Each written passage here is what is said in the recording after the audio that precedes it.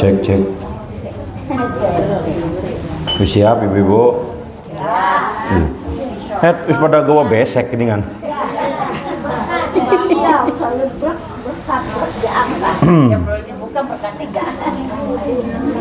Al-Fatihah. A'udzubillahi minasyaitonirrajim. Bismillahirrahmanirrahim. Alhamdulillahirabbil alamin. Maliki yaumiddin. Iyyaka na'budu wa iyyaka nasta'in. Ihdinas siratal mustaqim. Shiratal ladzina an'amta 'alaihim ghairil maghdubi 'alaihim waladdallin. Assalamualaikum warahmatullahi wabarakatuh.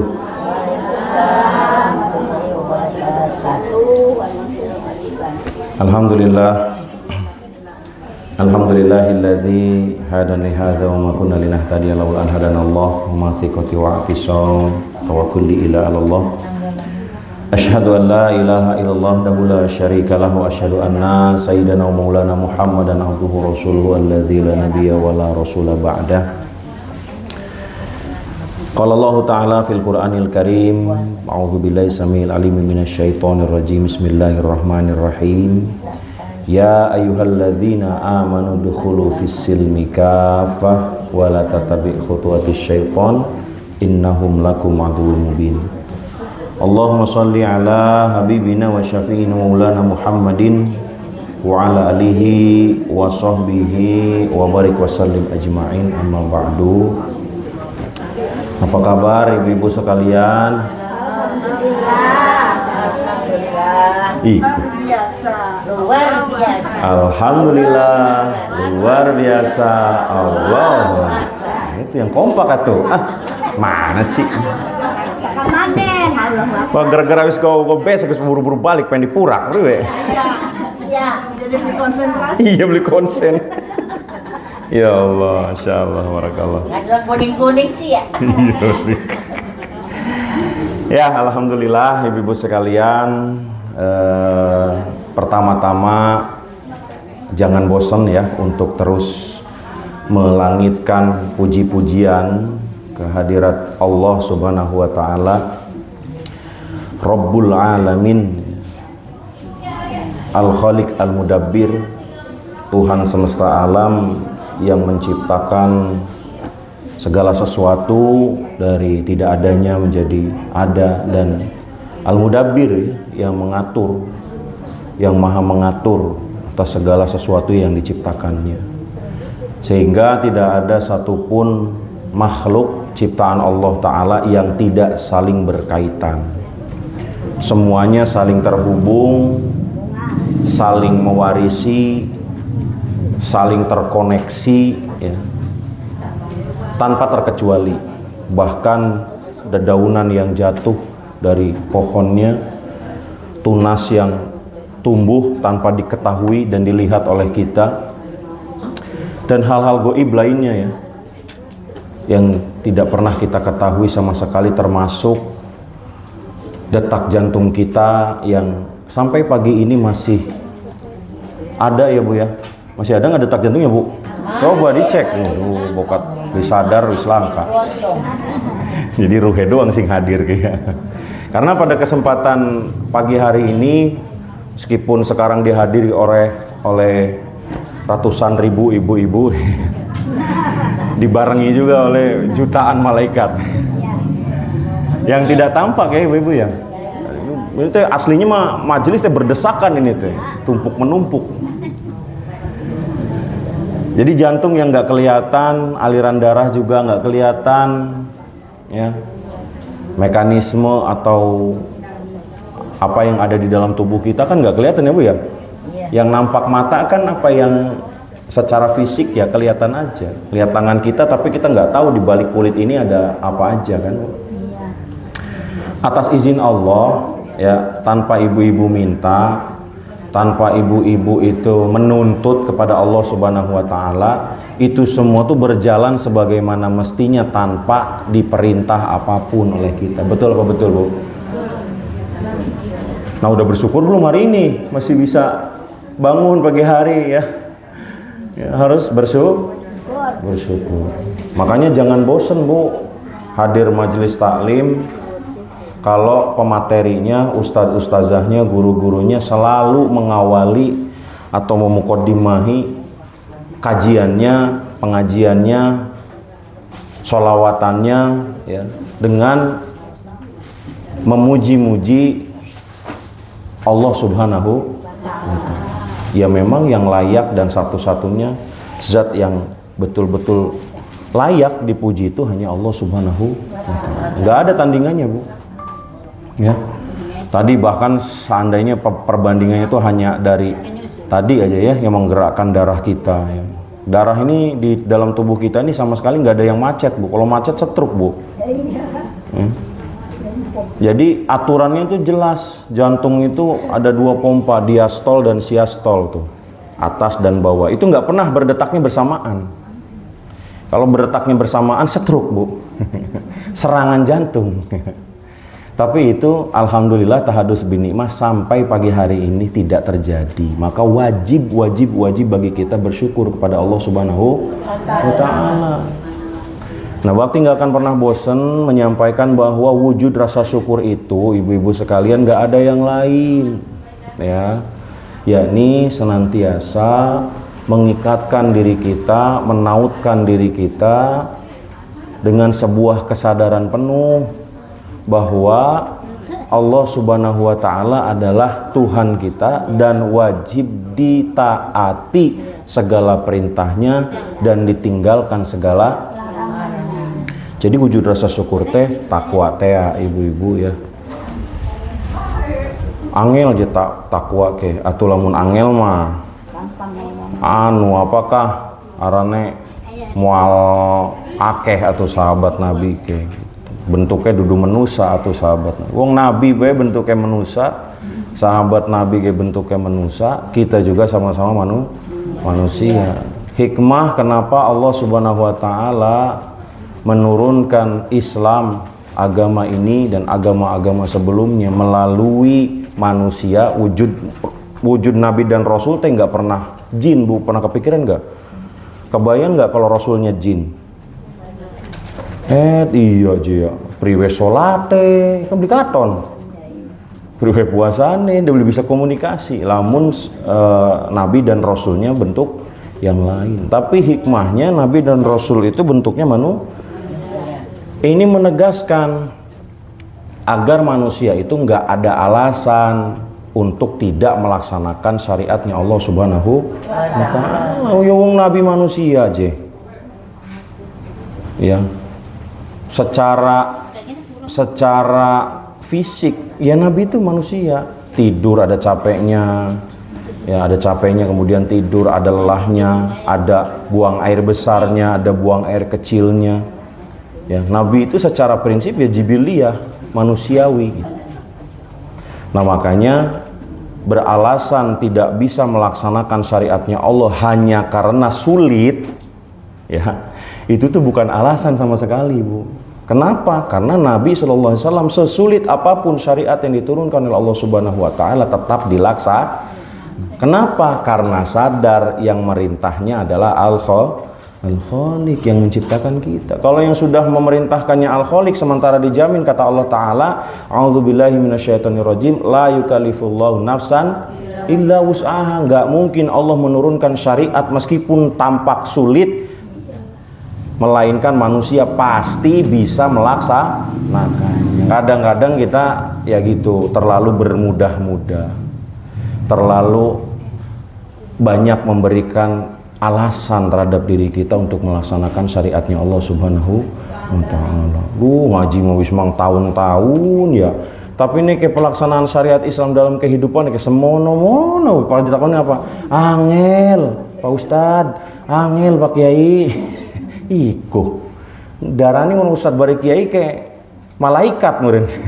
Udah baik manusia ya. Ya anak kalane angel melaksanakan syariat, tapi ya Allahumma ya Allah paksakan gitu ya.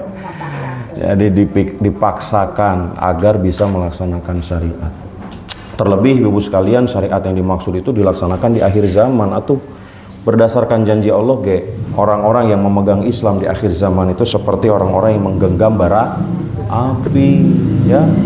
Jadi kalau sekarang kita berislam itu gampang-gampang aja, justru perlu dipertanyakan, kita ini beneran berislam atau kita cuma pilih-pilih syariat Islam. Ya, puasanya mau, sholatnya mau, alhamdulillah semoga ya. Tetapi riba jalan, ya. Zina jalan, auzubillahi min dzalik, auzubillah, ya. Dan lain sebagainya. Jadi kita ini kadang-kadang terlalu bermudah-mudah itu ya. Terus juga yang kedua, seringkali kita ini nyelutak sama Allah. Nyelutaknya bagianlah tibang Allah Maha Pengampun iya kowe. Kamu orang wong jelema nyelutak, jelema nyelutak ikut. Manusia yang apa namanya? Tidak tahu diri gitu ya. Benar Allah itu Maha Pengampun, tetapi Allah memberikan aturan, membuat aturan untuk manusia itu bukan untuk dilanggar. Gimana? Standarnya kayak standar aturan manusia ya. Manusia itu kan punya persepsi kadang-kadang. Aturan dibuat untuk dilanggar jika ya kue. Ya, ini persepsi manusia. Padahal aturan dibuat oleh Allah Subhanahu wa taala untuk menenteramkan dan memakmurkan manusia gitu sekali. Salat dan salam semoga senantiasa tercurah limpah pada junjungan kita Nabi Allah Muhammad Sallallahu Alaihi Wasallam dan keluarganya, pada para sahabatnya, pada para pengikutnya ila yaumil qiyamah. Dan mudah-mudahan kita semua diakui oleh Rasul sebagai umatnya ya ibu-ibu ya, amin ya Allah rabbal alamin. Baik ibu-ibu sekalian, pada kesempatan hari ini ada tema besar yang ingin Bakti sampaikan, dan ini mungkin sudah ramai tapi mungkin masih sedikit ya guru-guru, ustadz-ustadz yang menyampaikan ini tentang maraknya perilaku menyimpang LGBT ya. Udah tahu Bu sekarang kondisinya kayak gimana di Indonesia tentang perilaku ini? Aduh, Masya Allah ya Bu ya, ini sudah di level yang darurat. Nggak jauh-jauh ke kota Bu, di kampung kita, di desa kita juga banyak perilaku yang kemudian bertentangan dengan fitrah manusia. Nah, mari kita sama-sama memahami perkara ini dengan cemerlang, dengan jelas bagaimana pandangan Islam terhadap hal tersebut, sehingga nanti ketika terjadi hal-hal seperti itu kita bisa menyikapinya dengan benar. Ibu sekalian rahmat Allah Subhanahu wa taala, kondisinya saat ini kenapa marak ya perilaku-perilaku menyimpang ini? Yang pertama adalah tekanan daripada peradaban sekuler secara global. Apa peradaban sekuler teh Bu? Peradaban yang memisahkan kehidupan dengan agama. Ya Bu, sederhananya kayak aja gawa-gawa agama lah. Di tengah-tengah masyarakat mah kue mah urusan privat, urusan individu. Nah, inilah pemikiran sekuler, memisahkan agama dengan kita. Padahal bagi Islam, bagi Muslim, Islam itu bukan sekedar agama, melainkan sistem kehidupan, Bu, ya. Jadi bukan sekedar agama. Terlebih yang dimaksud bukan sekedar agama, teh Islam itu bukan sekedar ritualitas. Jadi kadang-kadang wis nganggep sempurna Islam kan bagus ngelaksanakan rukun Islam. Mantap akeh sing banggane luar biasa lamun wis mangkat haji. Padahal mah itu teh hanya perkara seuprit dari seluruh urusan Islam dalam kehidupan kita. Nah, ini karena peradabannya seperti ini jadi susah Bu ya mewujudkan Islam dalam kehidupan kita teh. Kenapa? Karena memang peradabannya bersumber dari peradaban barat yang menentang agama. Ya, itu sebenarnya sejarah mereka sendiri. Tapi akhirnya dampaknya ke kaum muslimin. Ya, kaum muslimin yang sejak Rasulullah Shallallahu Alaihi Wasallam diutus, ibu-ibu sekalian, ya, sampai kemudian institusi negaranya runtuh di tahun 1924, umat Islam itu tidak pernah meninggalkan Islam sebagai sistem kehidupannya yang mengatur hubungan individu dengan Al-Khaliq, dengan Tuhannya, individu dengan dirinya sendiri, dan juga hubungan sesama manusia. Jadi nggak pernah Islam tuh memisah-misahkan itu. Lalu yang kedua, kita lihat ibu-ibu sekalian, kenapa ini penting dibahas? muncul ya Bu ya. Jadi bukan hanya personal tetapi komunitas pecinta sesama jenis yang secara terang-terangan ada bahkan di sekitar kita ya. Bahkan terakhir kasusnya di Karawang ya, rame sampai jadi trending nasional. Kumpul di salah satu pub, salah satu hiburan malam, para gay ya, penyuka sesama jenis. Kemudian juga yang bikin kita bingung itu muncul opini tokoh-tokoh liberal yang mengklaim bahwa homoseksual itu adalah pemberian Tuhan atau given, yang seakan-akan menghilangkan ya, kejadian yang terjadi di zamannya Nabi Lut. Seakan-akan kejadian yang ada di zamannya Nabi Lut itu hanya sebatas dongeng. Padahal dongeng apa bukan Bu? Bukan. Itu udah jelas sebuah fakta, sebuah kenyataan yang diabadikan di dalam Al-Quran loh. Jadi bagi umat Islam, Al-Quran itu bukan sekedar keyakinan, tetapi Al-Quran itu isinya hakul yakin, semuanya benar.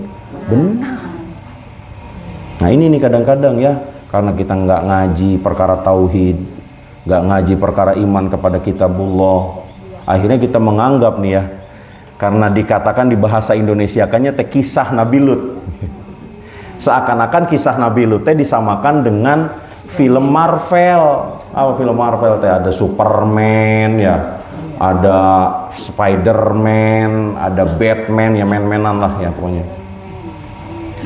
Jadi kayak yang ya sama-sama aja gitu, cerita fiktif, dongeng. Padahal mah apa yang dikabarkan di dalam Al-Quran itu semuanya adalah kebenaran Bu, fakta. Nah ini ya, akhirnya dengan adanya pernyataan-pernyataan seperti itu kita jadi bingung. Ibu-ibu sekalian rahmati Allah Subhanahu wa taala, kalau kita membaca bagaimana kejadian yang terjadi pada kaumnya Nabi Lut itu ada 3 poin. Yang pertama al-fahishah, yakni sebuah kekejian atau watak buruk yang ekstrim ya. Al-Quran mencatat perbuatan kaum Sodom itu belum pernah dilakukan oleh kaum manapun sebelumnya. Jadi sodomi, penyuka sesama jenis ya, itu baru terjadi, baru muncul di zamannya Nabi Lut. Sebelumnya itu nggak ada. Kemudian ada lagi poinnya adalah liwat ya. Apa itu liwat? Liwat itu adalah perilaku tadi, perilaku sodomi tersebut yang merupakan pelanggaran langsung terhadap desain reproduksi, itu liwat. Jadi pertama fahisha, kekejian, yang kedua liwat ya, liwat itu aktivitas sodomi yang bertentangan dengan fungsi reproduksi, dan yang ketiga al-musrifun, yakni melampaui batas, membuang potensi dan hasrat seksual tidak pada tempatnya. Jadi ada 3 poin penting dari kejadian kaumnya Nabi Lut. Pertama kerusakan, yang kedua liwat sodomi, yang ketiga melampaui batas. Imam Tobari menegaskan bahwa perilaku tersebut adalah maksiat yang sempurna ya. Maksiat yang sempurna dan absolut, tidak akan pernah berubah hukumnya, statusnya dari zaman Nabi Lut sampai nanti akhir zaman. Dia perilaku tersebut adalah perilaku maksiat, perilaku yang murni membangkang aturan Allah Subhanahu wa taala dan mendatangkan azab, kata Imam Tobari. Terus kata Imam Ibnu Katsir ya, ini bertentangan dengan fitrah manusia, di mana Allah Subhanahu wa taala menjadikan wanita sebagai pasangan kodrati bagi pria. Desain perempuan dan desain laki-laki teh fi ahsani taqwim ya, dalam bentuk yang sebaik-baiknya dan sebenar-benarnya. Nah maka perilaku menyimpang ini bertentangan dengan penciptaan laki-laki dan perempuan. Imam Wahbah Az-Zuhaili, ini udah almarhum beliau, salah satu ulama kontemporer. Beliau menegaskan bahwa perilaku ini adalah al-jahilun, sebuah kebodohan yang sangat kabir, besar. di mana perilaku liwat ini mengingkari akal sehat dengan tidak meletakkan sesuatu yakni hasrat pada tempat yang semestinya. Dan kemudian Buya Hamka menegaskan bahwa perilaku ini melawan fitrah, ya, bahkan yang dimiliki oleh hewan sekalipun. Mereka saking penasarannya, saking pengennya perbuatan itu dibenarkan gitu ya, mereka sampai mengeluarkan fakta-fakta katanya bahwa hewan gak ada sekian persennya yang suka sesama jenis katanya begitu ya. Padahal sampai hari ini ya, statement tersebut tidak bisa dibuktikan secara ilmiah. Nah ibu-ibu sekalian, kalau kita lihat perilaku menyimpang ini ya ibu-ibu, kita lihat dari fatwa MUI ya. Jadi dalam fatwa MUI berkaitan dengan ini MUI ya fatwanya ya, insya Allah bisa dipertanggungjawabkan. Yang pertama bahwa perilaku tersebut merupakan orientasi yang menyimpang, baik itu lesbian maupun gay, di mana penyaluran hasrat hanya sah melalui pernikahan beda jenis saja. Orientasi menyimpang adalah anomali atau sesuatu yang absurd ya, sesuatu yang tidak boleh ada, yang harus diarahkan kembali kepada fitrahnya melalui rehabilitasi. Itu poin yang pertama. Jadi harus direhabilitasi, bukan diberikan ruang, bukan kemudian dibiarkan, biarinlah meren emang kayak begitu dari sananya. Enggak bu ya, perilaku seperti ini tuh enggak ada dari sananya seperti itu. Benar memang ada laki-laki yang rada melehoy, benar ada ya bu ya, dari lahir melehoy memang. Beda antara melehoy dengan perilaku liwat ya bu. Jadi perilaku liwat itu penyakit sosial, penyakit masyarakat, penyakit yang tumbuh di lingkungan, bukan tumbuh secara fitrah ya. Karena kenyataannya laki-laki yang melehoy, kalau dia tetap didudukkan, ditempatkan sebagai laki-laki, fitrahnya dia tetap menyukai beda jenis.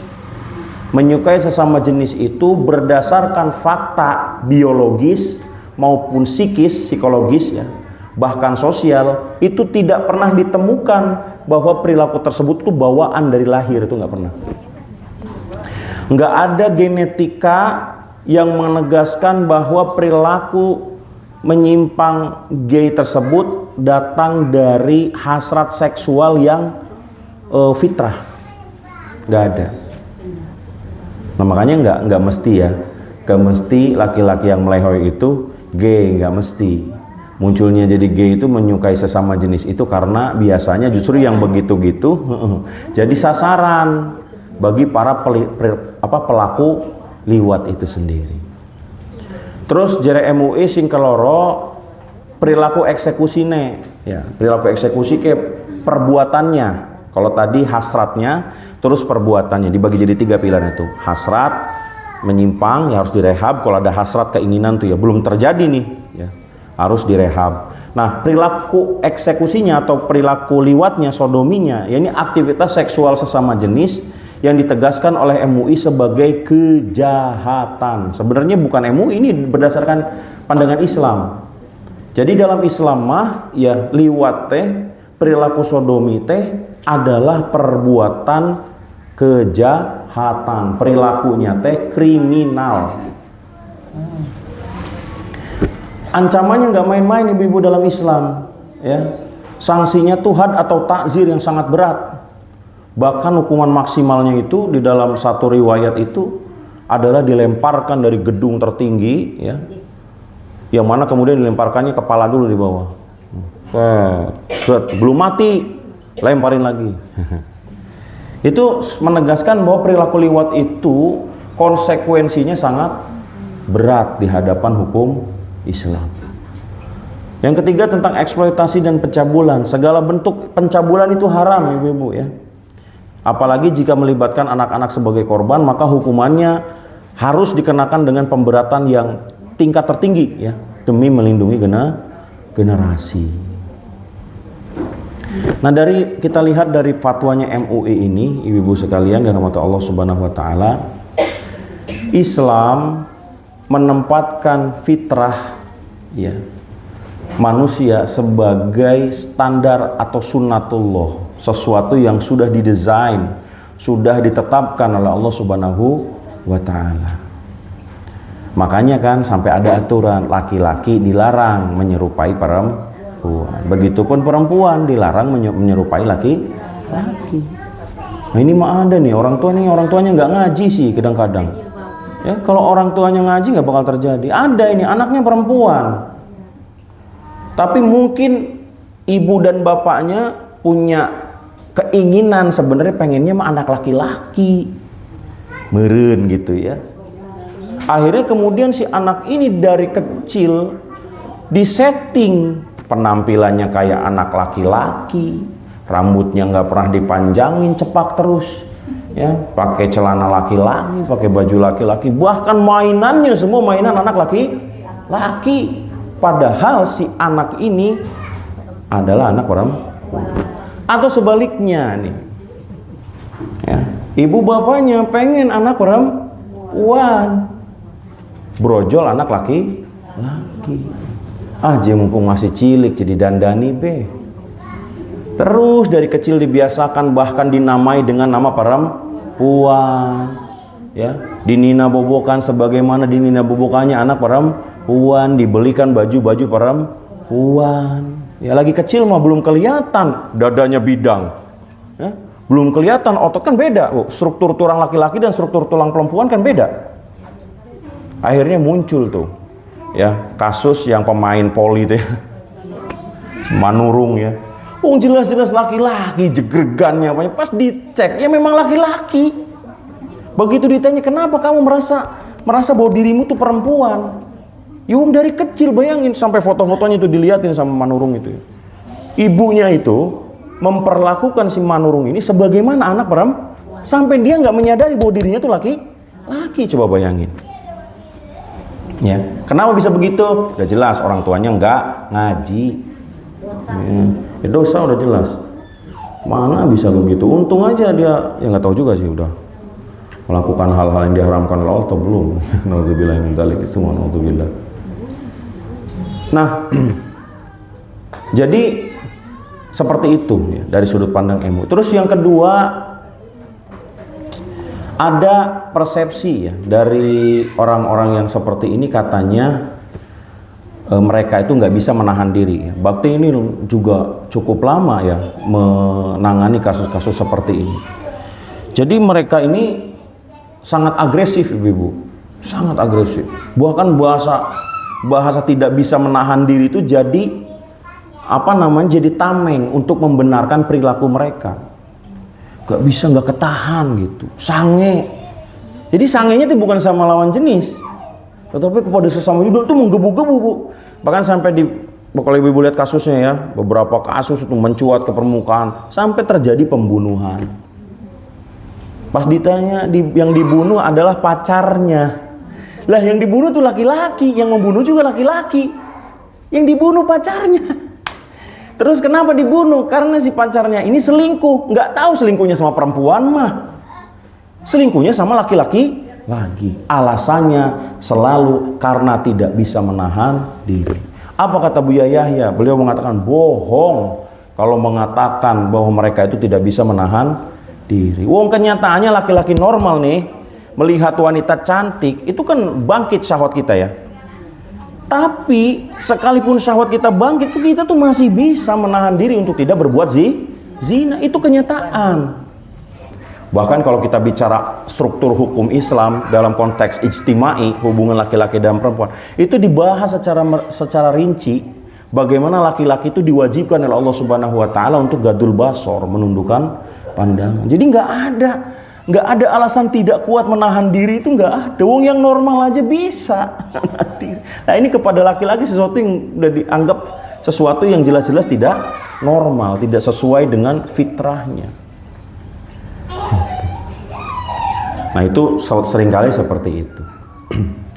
Nah, ibu-ibu sekalian dirahmati Allah Subhanahu wa taala, bagaimana sih solusinya ketika terjadi itu di tengah-tengah kita.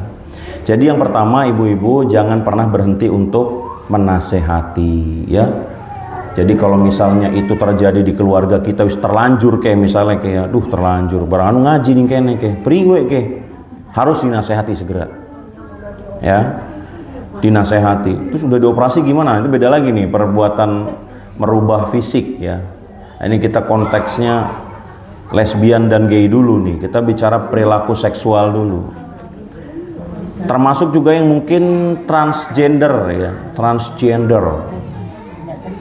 Yang pertama berdasarkan hadis Nabi Shallallahu Alaihi Wasallam riwayat Muslim, marra minkum mungkaron falyughayyir biyadihi. Barang siapa yang melihat kemungkaran, apa itu kemungkaran? Al mungkar huwa, mungkar itu adalah segala sesuatu yang bertentangan dengan syara, bertentangan dengan hukum Allah, hukum Islam yang dibawa oleh Rasulullah. Jadi kalau kita melihat kemungkaran, konteksnya perilaku seperti ini, nggak boleh diem, Bu. Kalau kita punya kekuasaan, Bakti sering sampaikan, kekuasaan itu hanya dimiliki oleh dua orang. Pertama, penguasa kepada rakyatnya. Yang kedua, suami kepada istri dan anak-anaknya. Maka setiap penguasa dan kepala keluarga akan dimintai pertanggungjawaban berkaitan dengan hadis ini. Ketika dia melihat kemungkaran di tengah-tengah rakyatnya, ketika dia melihat kemungkaran di dalam keluarganya, maka wajib bagi seorang suami melakukan sesuatu. Melakukan sesuatu ini bilhal nih, dengan perbuatan. Ya, kalau itu tidak dilakukan maka ini kena hisab. Tapi dah kita mah bukan kepala keluarga, bukan juga kepala negara, gitu kan.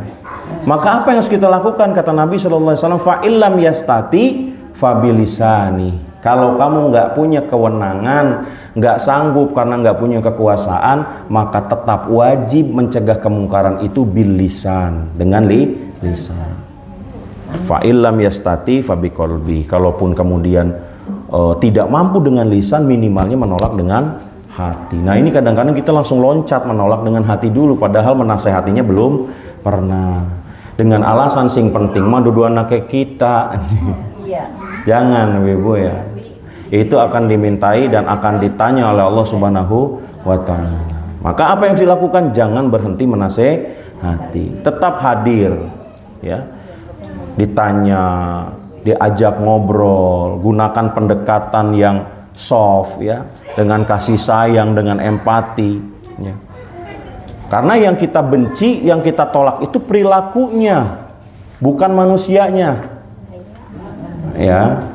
Iya, perilakunya, cuman Contoh misalnya kemarin ya ada sekelompok anak muda di Bogor, ya, yang mereka melakukan hukuman sosial terhadap para bencong, ya, ini transgender berarti kan, yang sudah tadi dioperasi susunya kemana-mana, padahal laki-laki gitu, ya, dengan cara dia ngewadahin air pipis, ya, disemprot-semprotin gitu, ya. Bakti termasuk yang setuju. Kenapa? Ini termasuk bagian daripada kontrol sosial, dan dilakukannya pun ketika mereka berperilaku seperti itu. Bukan di rumahnya loh, ya. Kalau nggak puguh-puguh di rumahnya, apalagi kemudian si bencong ini memang sedang berusaha tobat seperti itu gitu, ya. Ya nggak boleh kalau begitu. Ini mau jelas-jelas lagi berperilaku sebagaimana ya tadi perilaku yang diharamkan oleh Allah Subhanahu wa Ta'ala. Nah, makanya sekali lagi, kalau kita secara personal dekati dengan baik. Nah, tapi kalau itu perilakunya sudah komunal, sudah berkelompok, dan ini mengintimidasi. Ini kadang sih lucunya kita, ya, karena lagi-lagi karena nggak ngaji. Ya, makanya ngaji itu penting, Bu-ibu, ya. Ditanggap anak transgender ke, ya. Seneng lihat banci gual geol, iku lucu je. Ngaji mantap ibu-ibu, ya, ngaji, ya, sing bener, ya. Karena nggak setiap yang kita lihat kita senang itu sesuatu yang dihalalkan oleh Allah Subhanahu wa Ta'ala. Laki-laki itu senang, Bu, ngelihat perempuan telanjang, betul nggak? Ada nggak laki-laki yang nggak senang ngelihat perempuan telanjang? Nggak ada.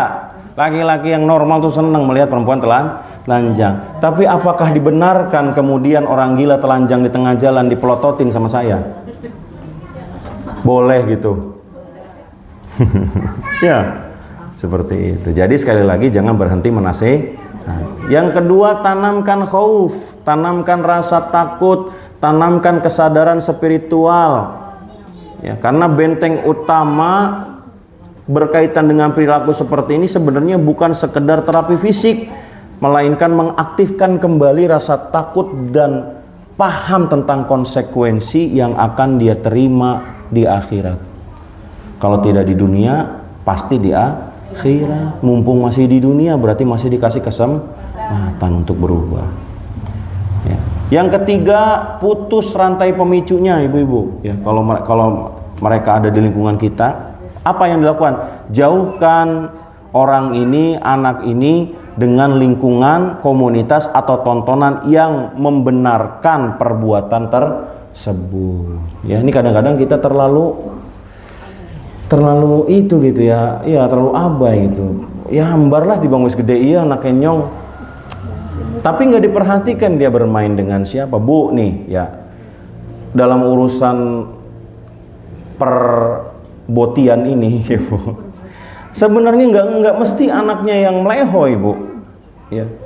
Kejadian juga terhadap anak-anak yang tadinya itu normal.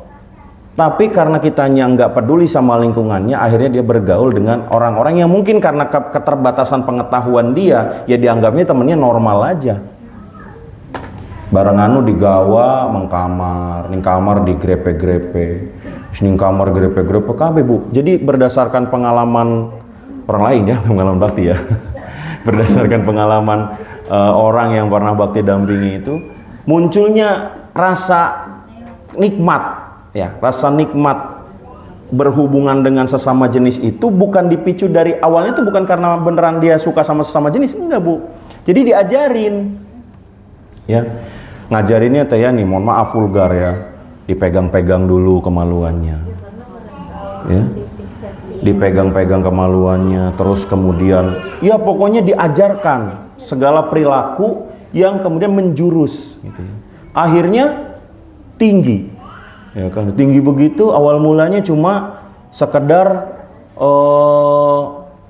masing-masing gitu. Terus lama kelamaan akhirnya muncullah perilaku yang menyimpang tersebut. Sekali lagi karena apa? Karena kita abai, membiarkan anak-anak kita, membiarkan orang-orang yang kita sayangi berkomunitas atau berlingkungan, bersosialita dengan lingkungan yang tidak terkontrol seperti itu. Jadi harus diputus, Bu ya, rantai pemicunya. Dan yang keempat, latih ulang fitrahnya, reprogramming. Kalau misalnya sebelumnya ternyata tidak ada program di keluarga teh gitu ya, pokoknya mah tibang anak saya mah laki-laki lah gitu, atau anak saya mah perempuan, nanti juga sebagaimana fitrahnya, laki-laki jadi laki-laki ya perempuan jadi perempuan. Kalau udah di level seperti ini nggak bisa, Bu. Ya, mereka harus dilatih ulang. Di sini ditegaskan bahwa syahwat itu berkala dan bisa diputarbalikkan, ya, karena dia adalah gorizah, naluriah. Ya. Kemudian melatih kembali dimulai dari pandangan, hasrat yang menuju jalur yang benar, dikenalkan tentang laki-laki dan perempuan, kehidupan suami dan istri dan lain sebagainya ya. Dan seiring dengan waktunya insya Allah dengan cara-cara seperti ini bisa disembuhkan ya. Nah, ibu-ibu sekalian dirahmati Allah Subhanahu wa taala, untuk melindungi orang-orang yang ada di sekitar kita ini sebetulnya tidak bisa dilakukan secara mandiri ya, Bu ya. Makanya sekarang nih dari MUI gencar, terus kemudian juga ada kebijakan berkaitan dengan anti LGBT ini ya. Jadi kalau kita menemukan fakta seperti itu segera ditangani. Kalau dia masih bisa direhabilitasi, segera rehabilitasi ya. Segera pisahkan dengan lingkungannya. Tapi kalau misalkan sudah bentuknya komunitas, bahkan agresif, karena ini penyakit sosial yang mendorong munculnya penyakit jiwa. Jadi orang-orang yang pada posisi ini tuh ada di level benar-benar tidak peduli lagi dengan aturan, nggak peduli lagi dengan penilaian orang lain gitu ya, karena dianggapnya semua salah, yang benar cuma dia gitu. Itu NPD namanya. Nah, maka itu tidak bisa ditangani sendiri ibu-ibu ya, harus bersama-sama dengan perangkat desa kah gitu atau pihak yang berwenang ya. Minimalnya ya saling melaporkan lah kalau ada terjadi kejadian-kejadian seperti itu. Nah, sekali lagi ibu-ibu, tujuan kita membahas persoalan ini adalah dalam rangka menyelamatkan generasi kita ya Bu. Jadi semakin kita membiarkan perilaku seperti ini, maka akan semakin marak dan akan jadi sesuatu yang normal ya. Naudzubillahi min dzalik ya. Mudah-mudahan Allah melindungi kita semua ya, anak keturunan kita, menyelamatkan mereka dari fitnah akhir zaman ya Bu ya, dan juga terkhusus terlindungi dari perilaku-perilaku yang dilaknat oleh Allah Subhanahu wa taala. Amin ya Allah ya Rabbal. Demikian ibu-ibu sekalian, sebetulnya materinya sangat panjang, tetapi minimal paling tidak ya, boleh ya, paling tidak ini bisa jadi gambaran bahwa ini sudah jadi fatwanya MUI ya Bu ya. Jadi bukan sekedar pandangan pribadi Bakti ya. Selain ini merupakan fatwa MUI juga bersandar kepada pandangan-pandangan Islam. Jadi nggak usah bingung lagi menyikapi situasi seperti ini. Sekali lagi, kalau pelakunya dan perilakunya ada di sekitar kita, kita masih bisa melakukan pencegahan demi pencegahan ya. Kalau kemudian sudah berkomunitas ya, maka ini harus diselesaikan secara struktural Bu ya, nggak bisa diselesaikan oleh sendiri. Laporkan, nanti kita carikan solusi yang terbaik. Baik, begitu dulu ibu-ibu, silakan kalau yang mau ditanyakan boleh ya. Assalamualaikum warahmatullahi wabarakatuh. Assalamualaikum warahmatullahi wabarakatuh. Di lingkungan dekat rumah lah ya gitu, ada memang Sompok iku langka sompoknya cendak. jadi begini, di lingkungan sekitar rumah itu kan memang ada gitu perilaku yang menyimpang seperti itu. Kalau misalkan mereka hidup bersama gitu kan, ini kalau kejadiannya kebetulan sesama perempuan gitu ya. Nah, kan kita juga kalau misalkan tahu mereka itu pasangan gitu kan, tapi kalau misalkan ada laporan misal ke aparat gitu kan, kita mau menggerebek atau mau menindak masalah seperti itu, bagaimana caranya kalau misalkan mereka itu bisa mengelak gitu, kita sama-sama perempuan kok gitu, ada buktinya kah gitu, tapi kita sebenarnya sudah tahu gitu, dari penampilan pun gitu, dari perilaku mereka sehari-hari pun gitu kan, itu sudah terlihat gitu kan. Tapi pada saat kita action gitu kan, mereka mengelak gitu. Kita juga susah untuk membuktikan kalau misalkan pada saat itu tidak terjadi hal-hal yang tidak di luar konteks lah gitu ya. Itu gimana gitu, kita mesti berkoordinasi dengan siapa gitu, karena di lingkungan saya kebetulan itu ada beberapa pasangan yang saya temui gitu, tapi lingkungan sekitar sudah mulai ada resah. Cuma karena kita melihatnya mereka yang selalu mengelaknya begitu gitu, kalau misalnya kita action, akhirnya kita juga nyadar gitu bertindaknya gitu. Makanya harus bagaimana kita gitu. Iya. Paham. Assalamualaikum warahmatullahi wabarakatuh. Ya, iya. Untung nakone ning peksos ke. Namun Ustadz belum tentu bisa jawab. Gini ibu-ibu sekalian ya, Dalam teori perubahan sosial itu ada banyak solusi yang bisa kita lakukan secara struktural maupun kultural bahasanya. Struktural berarti kita melibatkan pihak yang berwenang, ya. Apakah itu hansip gitu ya, atau bukan hansip sekarang mah, apa sih teh kalau di desa teh trantib ya. Nanti dikaitkan dengan aktivitas pencegahan ya. Mungkin kalau tidak bisa dibuktikan secara fakta ya, maka kita bisa menggunakan namanya aksi sosial.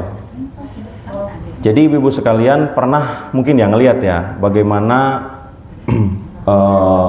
tempat yang ngejual pil kuning tuh itu diporak-porandakan di Tegalwaru. Itu yang gerak ibu-ibu itu ya. Terus kemudian turun ngegerebek, akhirnya bubar. Itu salah satu aksi sosial. Pindah malah yang mana tuh, nggak tahu pindahnya tuh. Nah, sebenarnya apa yang bisa kita lakukan kalau kita menemukan fakta seperti itu? Ini pun yang sedang Bakti rencanakan ya dengan teman-teman pemuda-pemuda di Cilamaya. Kita mau bikin campaign pemuda Cilamaya menerima perbedaan tapi tidak dengan penyimpangan. Kampanye tolak anti LGBT. Rencananya akan dilaksanakan setiap malam minggu di titik-titik keramaian anak-anak muda, di kafe, di tempat ngopi, di tempat titik-titik ramai lah, dengan membentangkan spanduk dan membagi-bagikan brosur. Nah, ini upaya untuk melakukan sosialisasi, karena bisa jadi yang bikin masyarakat itu apatis karena mereka belum tahu sebenarnya perilaku seperti itu teh menyimpang atau enggak sih. Sebenarnya perilaku kayak gitu teh dampaknya bagaimana. Nah, banyak di antara masyarakat kita itu yang masih belum ngerti, bahkan tabu membahas hal tersebut. Jadi kalau misalkan apa yang bisa kita lakukan sebenarnya ya, berbagai elemen itu bisa untuk saat ini tuh melakukan pencegahan dulu, walaupun mungkin kejadiannya udah ada di depan mata kita. Cara mencegahnya bisa kayak tadi gitu ya. Kalau ibu-ibu nggak bisa bentang spanduk, minimal bikin brosur, bagi-bagilah tuh ke tetangga. Ini ada, syukur-syukur di backup sama pihak desa tuh, kasih tahu ini sebagai langkah awal kita untuk mencegah perilaku menyimpang seperti ini. Kita akan sosialisasi dengan brosur, ketemu dengan masyarakat, ya turunlah pada desanya ya, RT RW-nya turun gitu untuk mensosialisasikan seperti ini. Walaupun kita udah tahu nih sebenarnya yang ditargetkan itu adalah orang ini dan orang ini gitu ya, sekelompok ini sekelompok ini. Nanti ketika bahasanya nanti itu ketika sosialisasi terjadi akan membentuk yang namanya rantai sosial gitu. Jadi nanti akan terhubung tuh informasi bahwa hal tersebut tuh menyimpang. Nah, ini bisa menekan gitu ya. Ini terbukti ya, aksi-aksi sosial itu. Jadi gini Bu, teorinya begini, semakin tinggi kontrol sosial, maka perilaku sosial yang bertentangan dengan norma masyarakat akan turun. Begitu sebaliknya, ketika kontrol sosial turun, maka perilaku yang bertentangan dengan norma-norma sosial itu akan naik. Gitu. Jadi gitu aja pokoknya secara prinsip kalau sosial mah teorinya. Nah, makanya yang harus kita lakukan sebenarnya nggak mesti secara frontal gitu ya, langsung kita gerbok dan sebagainya, nggak mesti gitu ya. Kita hanya perlu membangun yang namanya rantai sosial tadi. Kita samakan persepsi seluruh masyarakat bahwa satu masyarakat Kecamatan Cilamaya Wetan, harapannya begitu kita nih anak-anak muda tuh. Kecamatan Cilamaya Wetan menolak dalam bentuk apapun perbuatan perilaku LGBT di lingkungan Kecamatan Cilamaya Wetan. Nah, dengan seperti itu dipampang di depan kecamatan, itu sudah menjadi sesuatu yang menegangkan bagi para yang melakukannya, bagi para pelakunya. Seperti itu. Seperti yang kejadian di Bogor itu, akhirnya para banci-banci itu takut keluar rumah itu. Ya, keluar rumah dalam bentuk banci ya. Takut mereka, takut disiram pakai air kencing lagi gitu kan ya. Seperti itu. Nah, ini kadangkala kitanya nggak enakan gitu ya, mau sosialisasi. Padahal mau sosialisasi mah bukan kejahatan, Bu. Justru kan kalau kita lihat dari sudut pandang Islam, perilaku tersebutlah kejahatan gitu, jangan dibalik-balik. Ya. Terus yang kedua, kita tuh sosialisasi itu bukan sedang mengintimidasi siapapun kan. Kita nggak lagi awas jangan deketin si A, jangan deketin si B karena si A dan si B berperilaku menyimpang, kan enggak. kita lagi mensosialisasikan bahwa perilaku seperti ini teh menyimpang. Dasar hukumnya ada dari MUI, bahkan kemarin juga Presiden juga membuat satu peraturan juga tuh tentang anti LGBT itu. Ya, jadi ini boleh dilakukan sosialisasi ini untuk mencegah lingkungan kita semakin marak, ya, semakin marak perilaku yang bertentangan dengan norma sosial dan norma agama. Jadi gitu mungkin ya, Wak. Jadi ini juga bakti sama teman-teman anak muda. Tempat untuk sosialisasi harus ada tambahan ke tempat-tempat kontrakan kos-kosan itu, soalnya ada beberapa pasangan, mereka pasangan itu ngontrak di satu tempat gitu. Iya. Itu di Cilamaya itu kan karena memang multikultur ya. Iya. Nah itu hal-hal seperti itu banyak gitu kejadiannya di Iya. tempat-tempat kontrakan-kontrakan itu gitu. Ya mungkin intinya kita bisa bertahap ya. Jadi bertahap untuk melakukan sosialisasi. Kalau Bakti sendiri dengan teman-teman anak-anak muda udah matang lah, udah 80%-an. Kemungkinan malam minggu depan itu mulai aksi. Itu kita ke kantong-kantong yang ini dulu, ke kantong-kantong yang memang itu jadi potensi besar mereka ada di sana gitu. Dan potensi besar juga di sana tuh anak-anak muda tuh belum pada ngeh bahwa perilaku tersebut tuh menyimpang. Jadi kalau kita anak-anak muda pengennya konfrontasi gitu ya, konfrontasi dengan anak-anak muda lagi. Jadi kita nggak sampai se-ekstrim harus nyiram mereka dengan air kencing gitu ya, tetapi kita berkonfrontasi secara langsung, berhadapan secara langsung. Mau berdiskusi ya kita langsung diskusi di situ, supaya langsung to the point gitu ya, ke poinnya, ke poin intinya. Terus Nah, satu lagi. ya. Kebanyakan di masyarakat itu kan sudah tertanamkan yang kelainan itu kan banci-banci.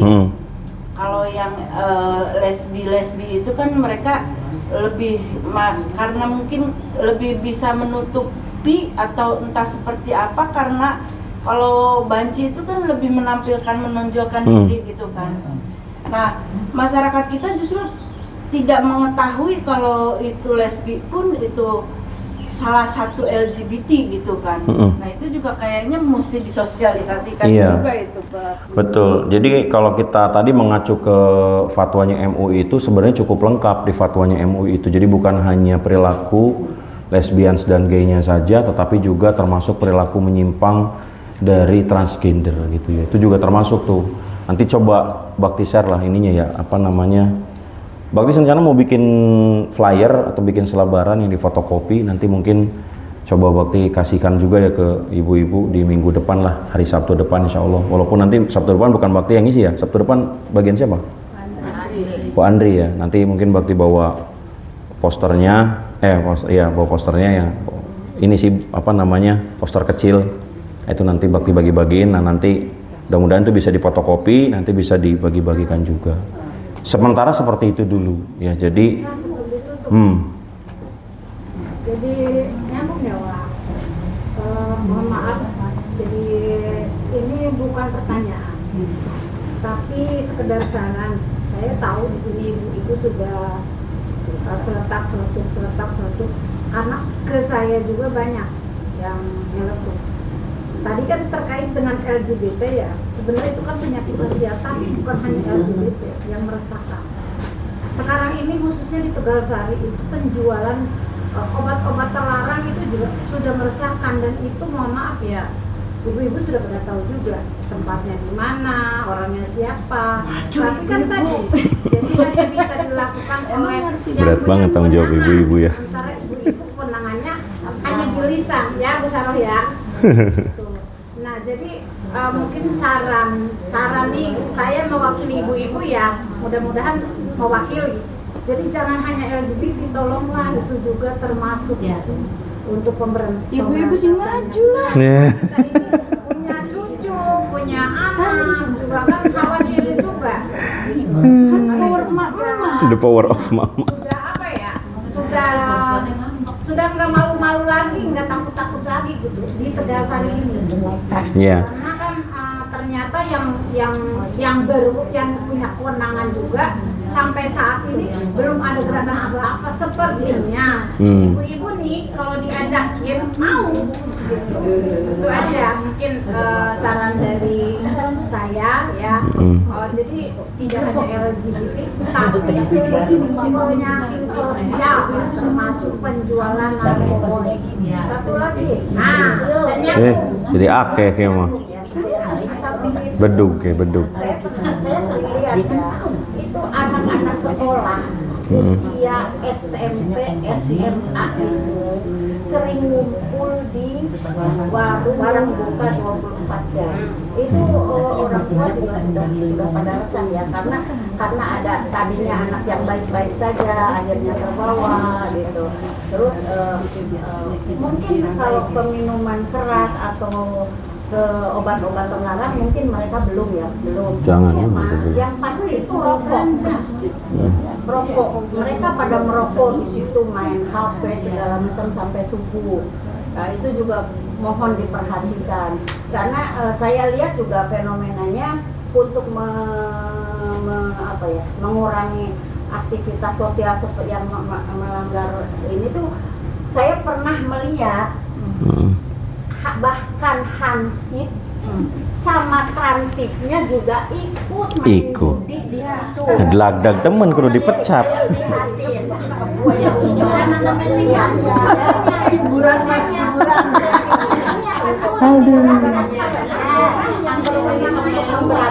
Allah.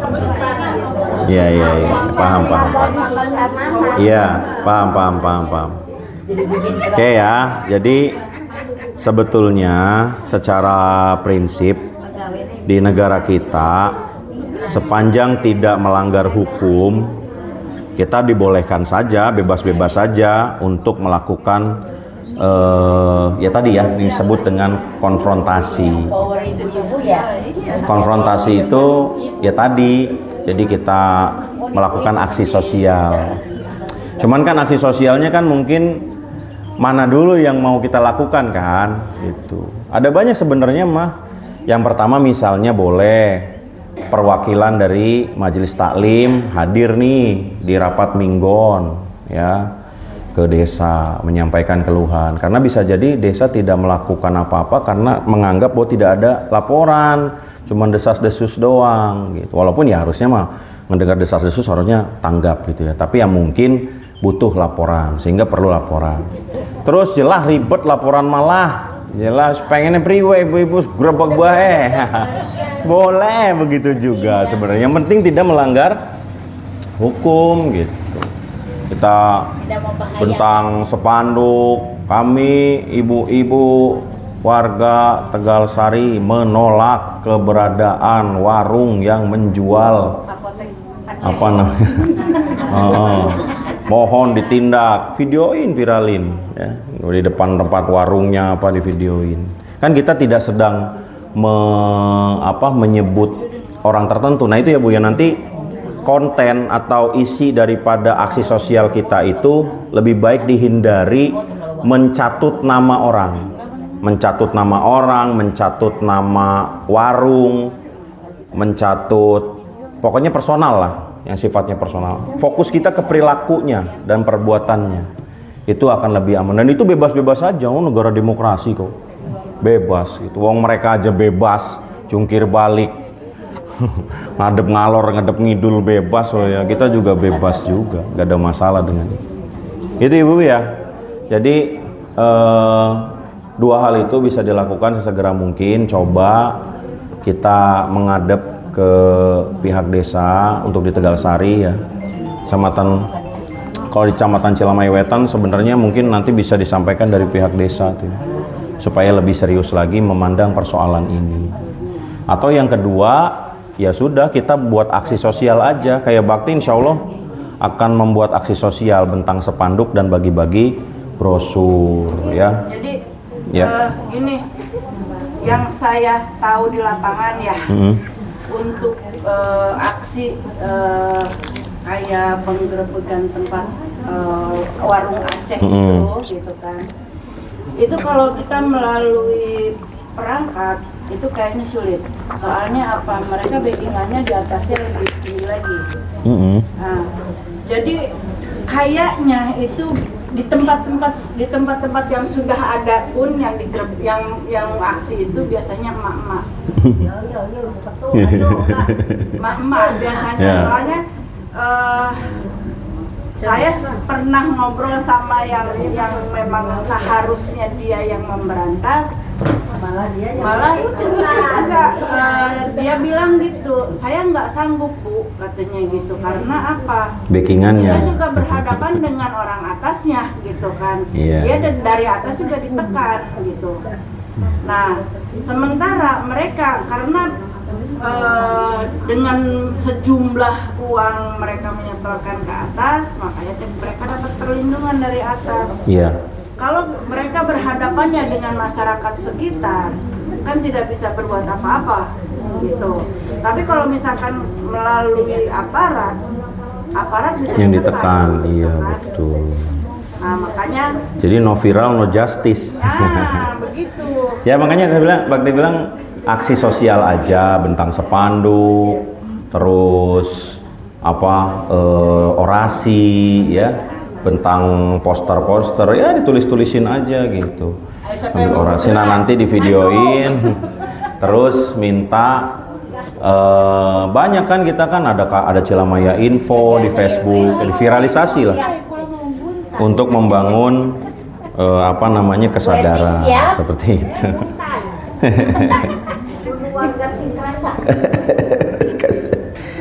Baik, itu dulu ya Ibu-ibu, yang mungkin nanti bisa dibahas di forum yang lebih kecil ya, lebih khusus.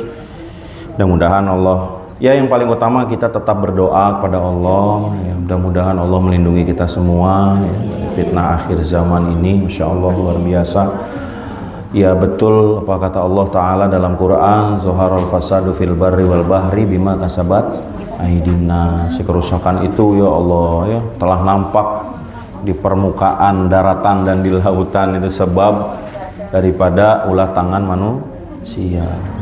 Tangan-tangan manusia yang dimaksud juga termasuk orang-orang yang mendiamkan kemaksiatan itu terus ada. Tugas kita ya amar ma'ruf nahi mungkar aja, nggak usah terlalu gimana-gimana, dakwah aja lah intinya mah, bil lisan gitu ya, nggak perlu ekstrim seperti apa ya, yang penting mah kita sampaikan apa yang harus disampaikan. Mudah-mudahan Allah berikan hidayah kepada kita semua khususnya, dan kepada orang-orang yang mungkin hari ini masih terjerumus dalam kemaksiatan yang melenakan ya. Amin ya Allah ya Rabbal alamin. Baik, itu dulu dari Bakti. Kita sama-sama tutup sesi ini dengan membaca bersama-sama doa kifaratul majelis. Subhanakallahumma wa bihamdika asyhadu an la ilaha illa anta wa astaghfiruka wa atubu ilaik. Al-afu minkum billahi taufiq wal hidayah. Wassalamualaikum warahmatullahi wabarakatuh.